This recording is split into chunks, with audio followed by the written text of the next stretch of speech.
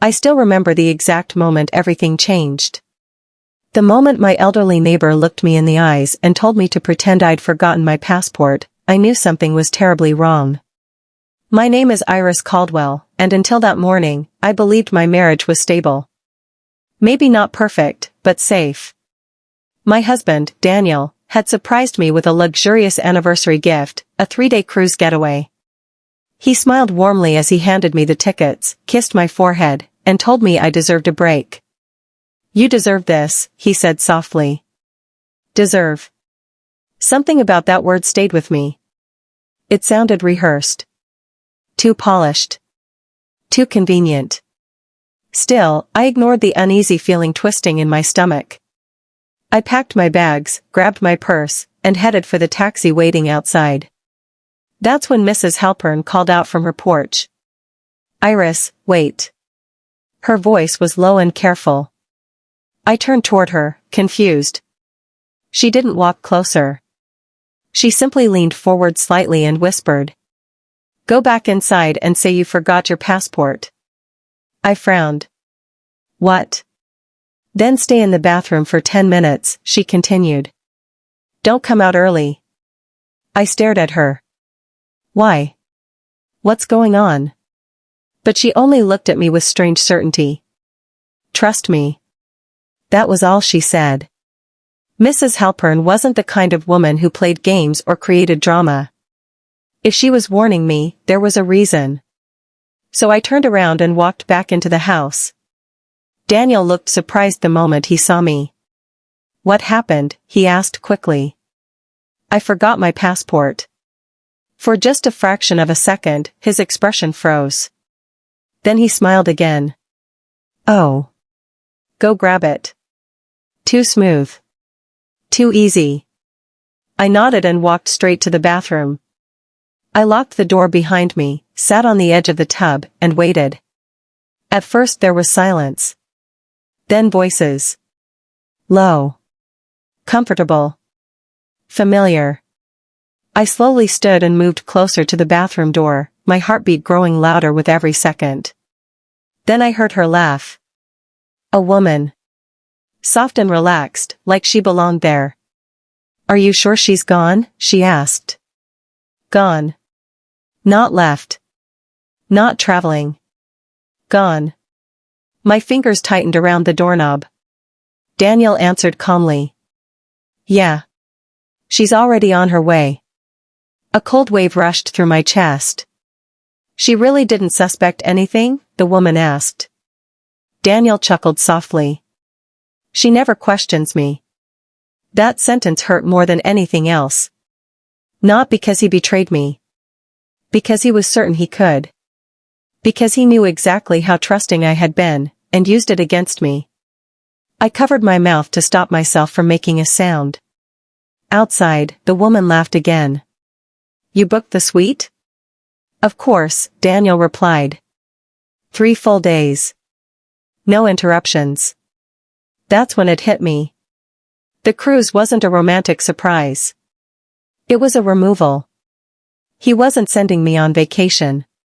He was sending me away so he could bring another woman into my home.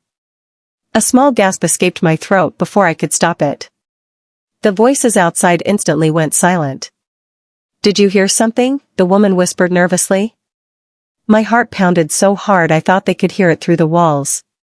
Daniel paused for a moment. Then he said confidently. "No. She's gone. Gone again." I stepped backward slowly, pressing my hand against my chest as reality settled over me like ice water. 10 minutes. That's all it took for my entire marriage to collapse. I stayed inside the bathroom for another minute, forcing myself to breathe. Crying would come later. Right now, I needed clarity. Then I heard footsteps moving down the hallway. Closer. "I missed you," the woman whispered. "I told you I'd handle it," Daniel replied. Handle it. Like I was a problem to remove.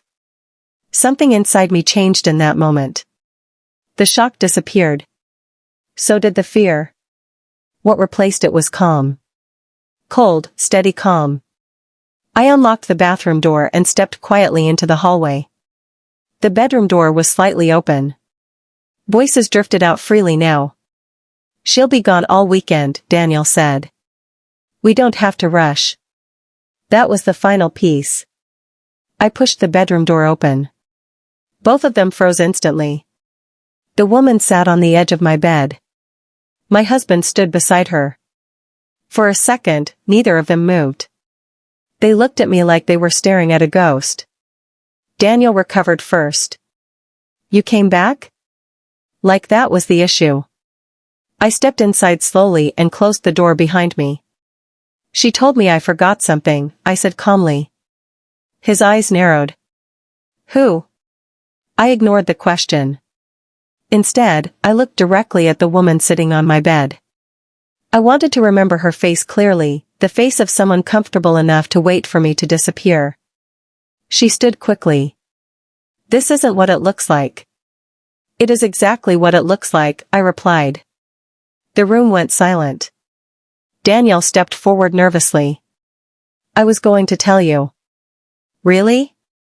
I asked quietly. "When? After the cruise?" He had no answer. Because there never is a good time to confess betrayal. Only better timing to hide it. Then he tried again. "This was a mistake." I almost laughed. "A mistake?" "Booking a romantic weekend with another woman while sending your wife away wasn't a mistake.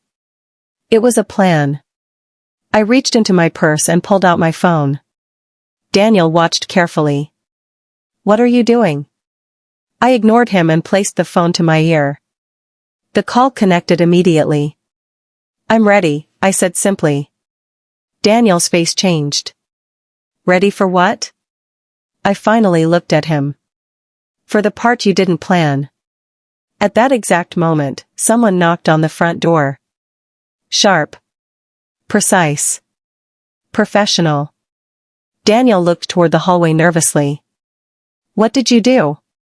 I walked past him without answering and opened the door. Two professionally dressed men stood outside holding a folder. "Mrs. Caldwell?" one asked politely. "Yes." He handed me the documents. "Everything has been processed." Processed. Perfect word. I thanked them, closed the door, and returned to the bedroom. Daniel looked pale now. "What is that?" I placed the folder on the bed. "Open it." He flipped through the papers quickly at first, then slower. Then his face lost all color. "What is this?" "A transfer," I answered calmly. No, that's impossible." "It isn't." I crossed my arms and watched him carefully. "This house was always under my name," I continued. "You just never paid attention." Silence filled the room. The woman stepped backward. Daniel stared at the documents again like they might magically change. "You transferred everything?" "Yes." "When?" I looked him directly in the eyes. "While you were planning your weekend." That finally broke him. Because while he was arranging lies, I was closing doors. Legally. Permanently. "You can't do this," he snapped desperately. I tilted my head slightly. I already did. For the first time since I'd known him, Daniel had nothing left to say. No charm. No excuses. No control. Just panic. Eventually, they packed their things in silence. At the front door, Daniel stopped and looked back at me one last time. "Iris, we can still fix this." Fix. That word again. I met his eyes calmly. "You already fixed it." He frowned. "What does that mean?" "It means," I said quietly, "you showed me exactly who you are. And sometimes, the truth is the only closure you need." He stood there for another second, hoping I'd change my mind. I didn't. Then he left. The door closed behind them, and the house fell silent. Not empty. Free. A few moments later, my phone buzzed. A message from Mrs. Halpern. "Did you understand?" I looked around my quiet home and typed back one word. Yes.